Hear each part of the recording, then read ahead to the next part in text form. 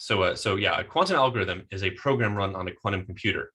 And there are always three steps. There's the initialization of the qubits, there's the operations, and then there's the measurement of the qubits. The operations is really the hard part, because the initialization and the measurement are pretty simple. So the operations consist of gates or operations which act on the qubits, changing their value. Sometimes these operations act on just one qubit, and sometimes they combine several qubits. So for example, the Hadamard operator acts on just one qubit and it changes its value, whereas the C0 or controlled X operator, it changes the value of one qubit depending on what the value of another qubit is. And so you have this quantum program, this quantum algorithm, and so you do this to do some sort of useful task. Some quantum algorithms can be quadratically faster than classical versions, and some can be even exponentially faster than classical counterparts. Fantastic. Do you want to give an example of a famous, for example, Sure. algorithm? Sure. So a well-known example is Shor's algorithm. And this is an algorithm in which if I input a number, it could be a large number even, Shor's algorithm will find the prime numbers that needed to be multiplied together to produce that number that was given. So for example, if I give you two numbers, it's very easy to figure out. So we all know how to multiply numbers together, of course. There's a well-known procedure for that. But if I give you a big number, you might have difficulty finding the prime numbers that need to be multiplied together to give that. And that's because no one has ever found an efficient way for doing that. So this is actually the basis for a lot of cryptography. And this is a reason that Shor started thinking about this, wondering whether a quantum computer could do this efficiently. And he discovered that they could. A sufficiently powerful quantum computer could directly defeat this type of cybersecurity. And so yes, that's a very well-known and very important quantum algorithm. Fantastic. Well, thank you so much, Mark, for that example. That would be my last question for now. Let's start, your presentation and hear about all the great stuff you guys are doing at Cambridge Quantum. Sure thing, Isa. And since you mentioned Brian Greene, I was trying to think of a funny anecdote. So I remember one time he and I were working on an article together, and so he sends me an email like, here's the calculations and blah, blah, blah about the research that we were doing. And then he says, P.S. I'll be on Dave Letterman tonight if you catch it. And I remember thinking, I'm probably the only physics grad student in history to have received that kind of email. So there you go. So let me share my screen here, and I hope you can see that. Yes, we can. So thank you again for hosting me today. And I'd like to tell you a little bit about TKET, which is our quantum development platform that we developed at Cambridge Quantum. A few words about our company. So we are 7 years old, which funny enough makes us one of the oldest quantum computing companies in the world. We have developed software for quantum computers, but we have partnered with a lot of quantum hardware groups like IBM, Honeywell, Google, and Microsoft. And you might have seen in the news about 3 months ago, we announced that we are in the process of merging with Honeywell's quantum group. So we again have the software expertise and they have the hardware. We expect the merger to be completed shortly. And once it's complete, we will be the world's first comprehensive quantum computing company, and we'll have almost 400 employees, which will make us by far the largest company focusing in quantum computing. So our specialties include compilers, which is what I'll talk about today, Human, which is our quantum chemistry application, machine learning, and then finally cybersecurity. So to kind of repeat what I just said, whereas normal computers work with bits, quantum computers work with qubits, which can be 0 and 1 at the same time. And the technical name for this is superposition, that it can be a 0 and a 1 at the same time. When you combine this with another quantum physics concept called entanglement, you can get a huge number of configurations. Every qubit that you add doubles the number of configurations that you can consider simultaneously. Now, why would you ever want to do this? So on the upper left-hand corner is my favorite molecule, caffeine, and it has 24 atoms. So it's not a terribly large molecule, but if you were to try to simulate this on a normal computer, you would need a computer about this, almost the size of the Earth. So it's possible, but it's not very practical. If you wanted to simulate a larger molecule, say penicillin, that would correspond to needing a computer the size of the whole universe. So that's actually the theoretical limit. If you made a computer the size of the universe, that's how big it would have to be to accurately model penicillin. So clearly that's not very practical at all. With a quantum computer, though, using qubits, we could simulate these molecules using a very modest number of qubits, so within a few hundred. And for comparison, right now we have about 100-ish qubits, and IBM and Google have both projected that in about 2 years, they should have 1,000 qubits, and within 10 years, they should have quantum computers with 1,000,000 qubits. And so that shows the scale of the problems that we expect to be able to solve in the next few years using quantum computers. They really do exist right now. If there's one thing that I want to get across, it's that quantum computers are not just science fiction buzzword things that we like to talk about.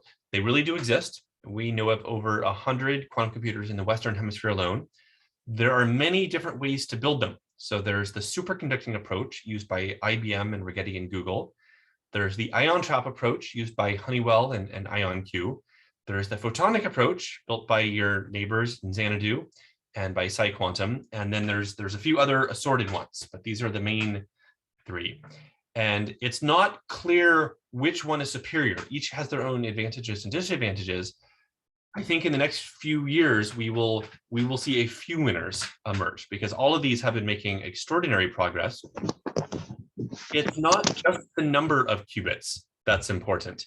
It's also the quality, in the sense that it's the coherence time of the qubit and it's the error rate.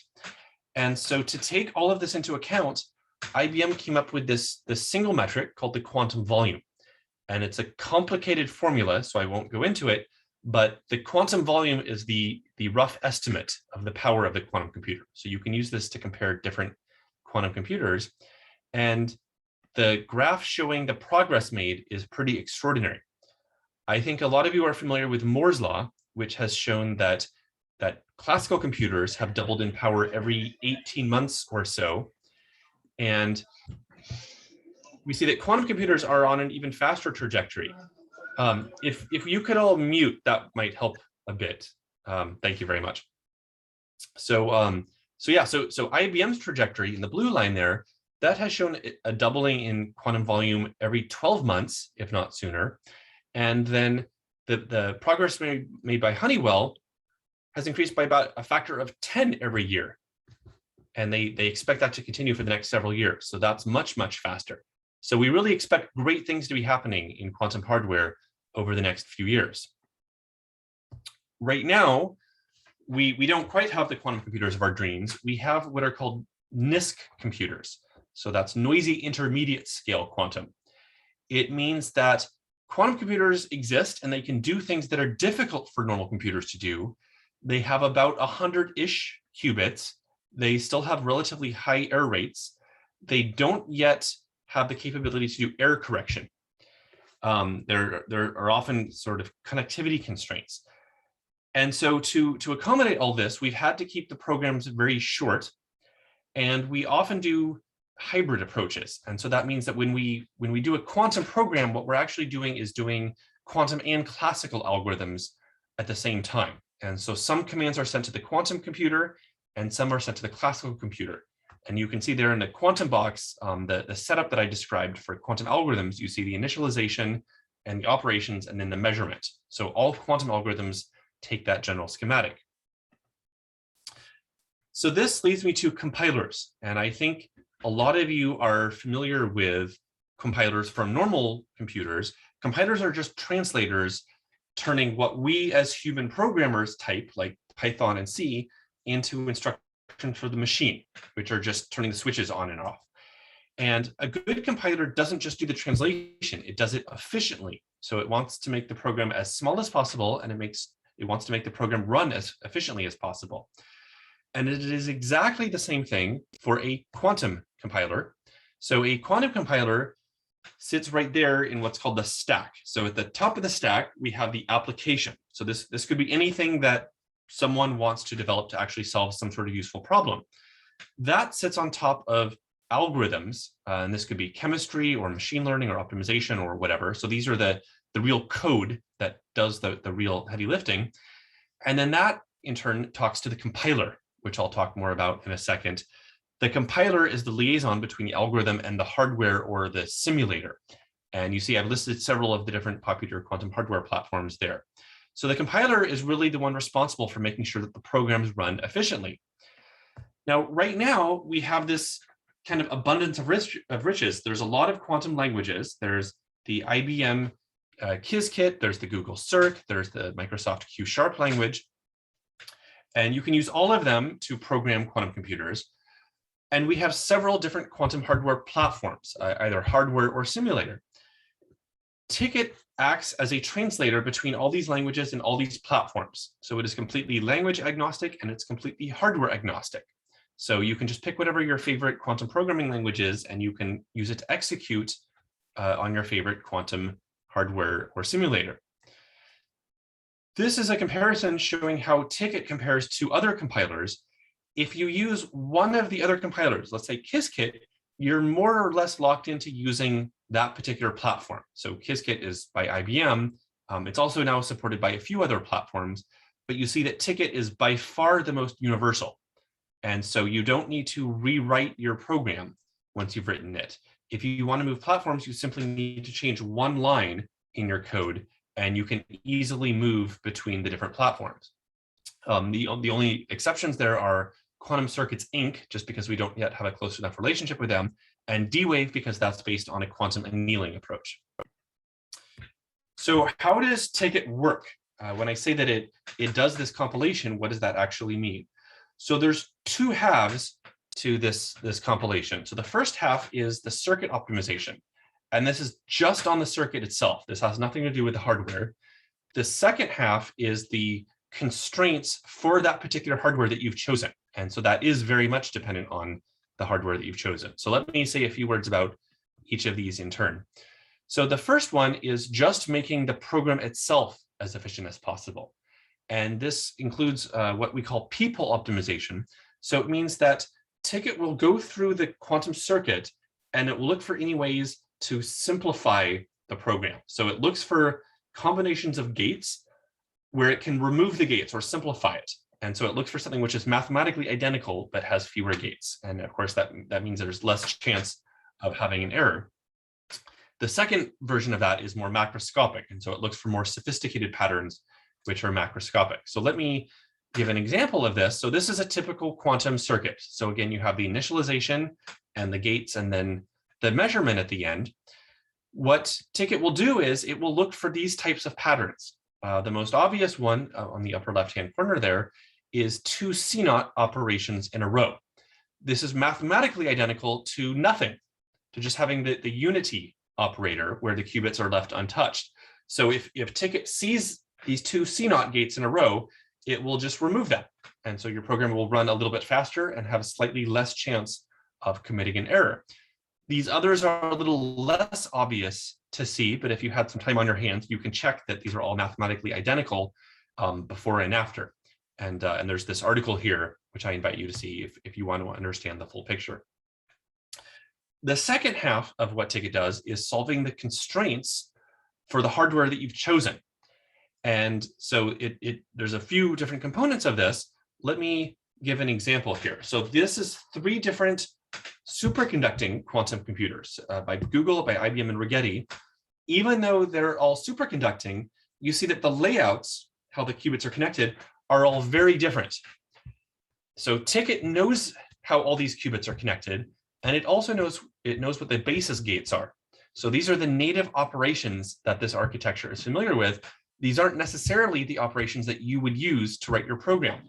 TKET knows all these details, and it will translate what you do on your circuit onto the operations for that hardware that you've chosen. So let me give you an example of why this might be so important. So the hardware on the left, this is IBM's Melbourne quantum computer. it has at most 4 qubit couplings. So that means that at most, one of the qubits is talking to 3 others. The circuit on the right, this is a typical circuit, it has some 5 qubit couplings. So you see that those 2 qubits at the bottom, they're talking to each other, and they're also talking to each of the 3 qubits on top. So that means that there's a 5 qubit coupling. Naively, we might think there's no way to run that program on that hardware because we need 5 qubit couplings and this only has a 4 qubit coupling. That's actually not true. We can do it, but we have to be kind of clever in how we do it. We have to use something called a swapping operation. So a swapping means we take the information from one qubit and we move it onto a different qubit and vice versa. And so we can do this. It just takes a few operations. It takes 3 CNOT operations. And of course, that's what we don't want to do. We don't want to add more gates unless we really have to. So this is computationally very expensive.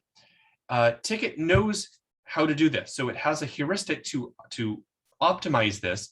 It finds the most efficient swapping operation in order to perform this task. And so this is very useful. It allows you to execute your circuit on whatever hardware you've chosen. Obviously, we use TKET for our own internal quantum algorithm development, but it's far more general than that. Many other groups have been using TKET, and these are just a few of the articles that have been written based on TKET.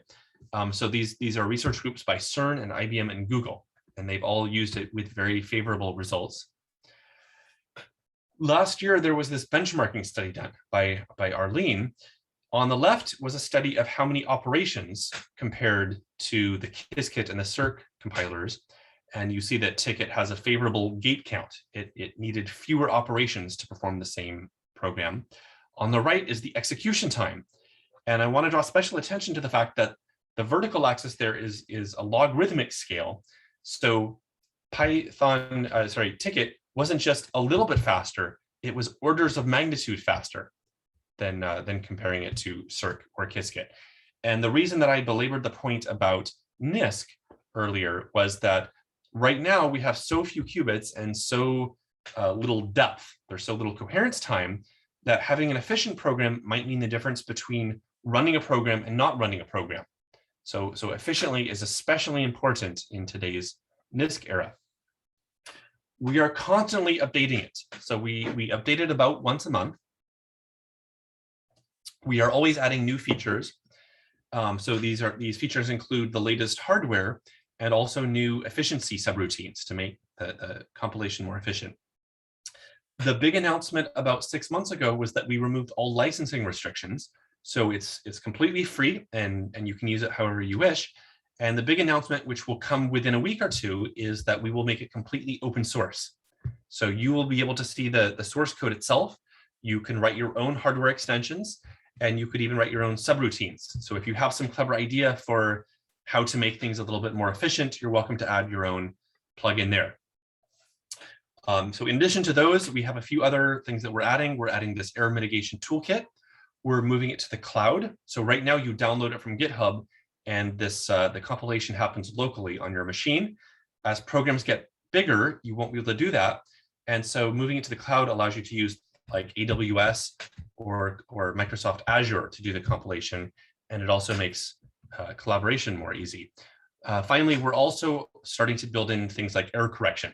So as the quantum hardware catches up, our software will be ready. This is how you download it. So this is the URL right here. Again, this is just a standard GitHub repo. So I encourage you to download it.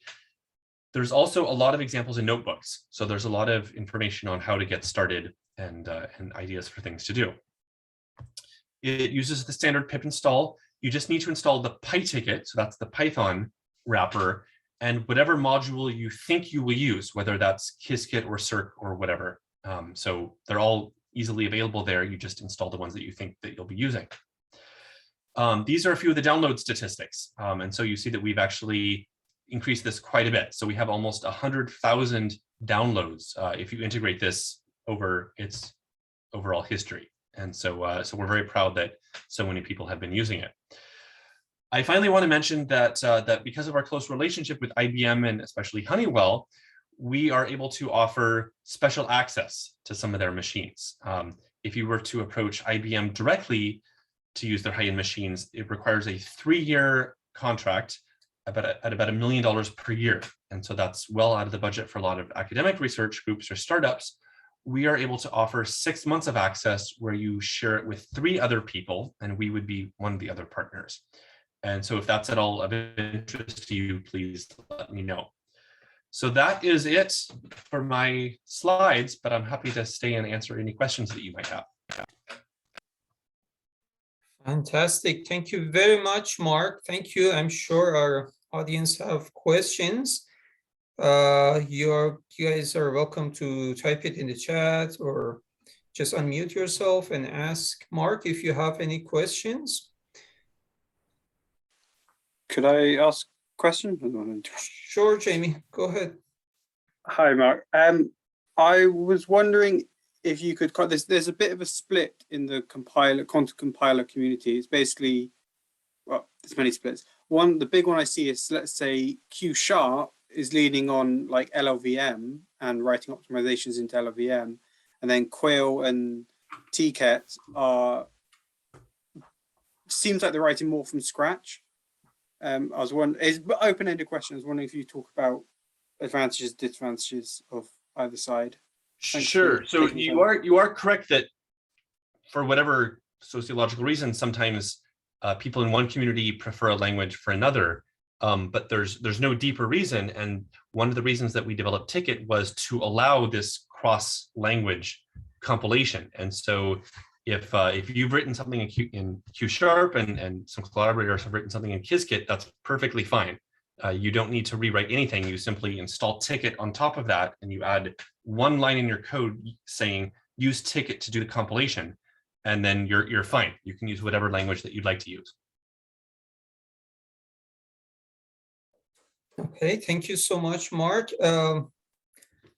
Shevlin, I hope I'm pronouncing your name right. I'm sorry if not. Shelvin, I think. Yeah, is asking, okay, great talk, Mark. What sorts of optimization heuristics do you use for the circuit routing and scheduling? Sure. So I'm not on the scientific team, and so I'm less familiar with the details of this, but I know that there's a variety of them. So I mentioned for the routing, yeah, they try to identify the shortest path, and they have some sort of heuristic. I know because it's NP hard, they can't do it exactly. But they do have some sort of heuristic for the routing. They have some others for error mitigation. So again, I'm apologize that I'm less familiar with the technical details of these subroutines.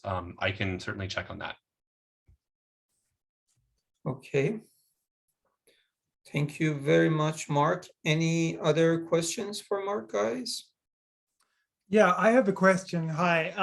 So yeah, I have a physics background. I have absolutely no business background whatsoever. So this is just a curiosity question. You talked about TKET being open source, and you mentioned Xanadu. I know they're kind of software libraries, sort of Penny Lane is open source.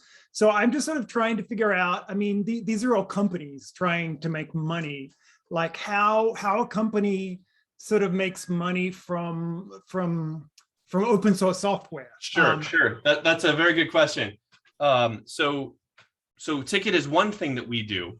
The other things that we do are develop applications for quantum computers. And so for that, we get paid. So oftentimes companies will say that they want us to develop an application to solve some specific problem. Like for material science, they want us to develop something to calculate some molecular property. And so we will develop a program with them, and we get paid for that. So yeah, so that's how we make money. Okay, thank you. Great. Any other question for Mark, guys? Otherwise, we are right on time. I will ask one last question, and by that, we will all thank Mark for his great talk. And that question is, what are the other, resources, Mark, to learn how to program quantum computers whenever we will have them? Sure. So I've seen a lot of great YouTube videos available online from various people. I've also seen that IBM has a lot of Qiskit resources they put online. In fact, I think there's like a developer certificate. MIT X Pro, I believe, has some sort of online educational course. I've seen books written by Bob Souter at IBM and by Robert Laredo, also from IBM. Dancing with qubits. Exactly, yes. And so so there are a lot of good resources now. I'm also starting to see universities come up with what are called quantum information science degrees, which I'm happy about. So that's the academic term for quantum computing. Mhm. Fantastic. I guess one last question, which one of our audience have in the chat. Thanks for the nice talk. I'm a little confused on the software platforms. How is the TKET platform compatible with others such as QCI platform? Sure. So I'm actually not familiar with quantum computing inks. I know Quantum Circuit Inc. They're a fantastic hardware group that came out of Yale, but I'm not really familiar with the Quantum Computing Inc.'s platform. In terms of compatibility, though, as I said, TKET is completely compatible